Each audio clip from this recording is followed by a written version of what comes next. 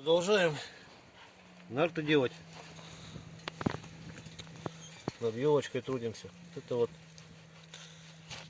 тешу сейчас вот ровно так, чтобы оно было по волокнам.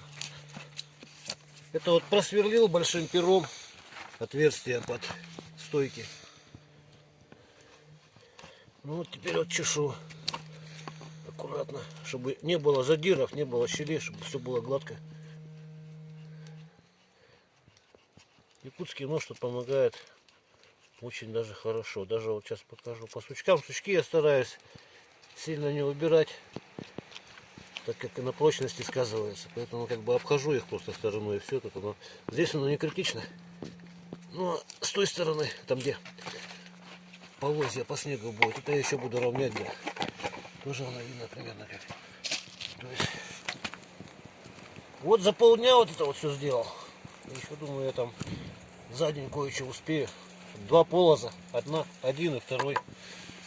Второй вот сразу решил, что будет по коре лучше видно толщину выбирать. Как бы. Тут сзади утолщение немножко сделал под пятку. Ну, в общем, так пока примерно. Всего доброго, до свидания.